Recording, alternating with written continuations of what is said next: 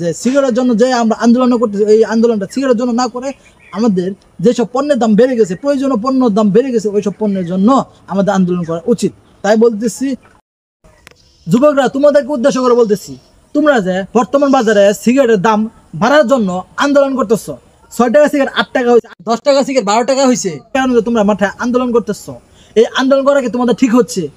একটা জিনিস চিন্তা করে দেখছো, তোমার বাবা যে মাথার ঘাম পায়ে ফেলে কঠোর পরিশ্রম করে যখন সংসার চালানোর জন্য চাউল কিনতে যায়, ডাউল কিনতে যায়, এক কথায় নিত্য প্রয়োজনীয় বাজারের পণ্যগুলো কিনতে যায়, তখন যে 100 টাকা জিনিস 150 টাকা হয়ে যাচ্ছে, 150 টাকা জিনিস 200 টাকা হয়ে যাচ্ছে। এক কথায় যখন এক পাল্লা চাউল কিনতে যাবে, চাউল কিনতে যায়, দেখেন যখন দেখে যে এক পাল্লা চাউলের দাম 50 টাকা বেড়ে গেছে, 100 টাকা বেড়ে গেছে, তখন এই বিষয় নিয়ে কি কখনো মাঠে নামছো আন্দোলন করতে?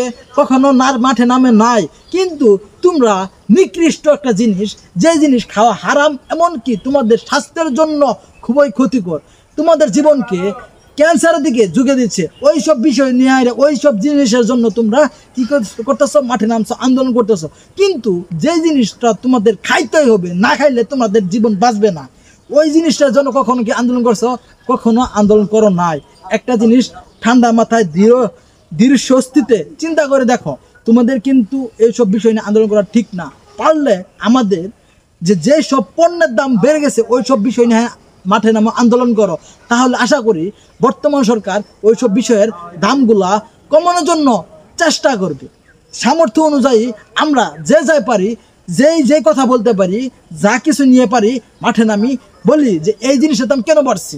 আমাদের দেশে তো ইনকাম সোর্স বেশি একটা না, বর্তমান বাজার কিন্তু ইনকাম করা যাচ্ছে না। সেই ক্ষেত্রে পণ্যের দাম এতটা বেড়ে যায়, তাহলে কিভাবে কি করা যায়? কিভাবে আমাদের বাবারা তো সংসার চালানোর জন্য হিমশিম খাচ্ছে, তারপরে জিনিসের দাম বেড়ে যাচ্ছে। এসব বিষয়ে কখনো আন্দোলন করি না। তাই বলতেছি যুবকরা, প্লিজ আল্লাহর দোহাই লাগে, এইসব জঘন্য কাজ থেকে বিরত থাকি। সিগারেটের জন্য আন্দোলন না করে আমাদের যে সব পণ্যের দাম বেড়ে গেছে, ওই সব পণ্যের জন্য আমরা মাঠে নামি আন্দোলন করি। প্লিজ যুবকরা, আমার কথা যদি কেউ কষ্ট পেয়ে থাকো আমাকে ক্ষমা করে দিবা। আর বিশেষ করে বলতেছি, তোমরা যদি আমার কথাতে কষ্ট পেয়ে থাকো আমাকে মাফ করে দিও, আল্লাহর রাস্তা মাফ করে দিও। আবারও বলতেছি, আল্লাহর রাস্তা মাফ করে দিও।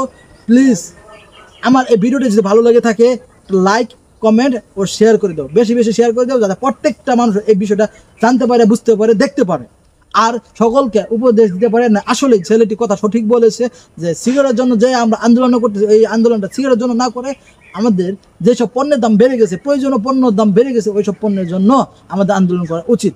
তাই বলতেছি, সকলে আমার কথাতে যদি কষ্ট পেয়ে থাকেন, আল্লাহর রাস্তা মাফ করে দেন। আল্লাহ হাফেজ, আসসালামু আলাইকুম, সবাই ভালো থাকবেন।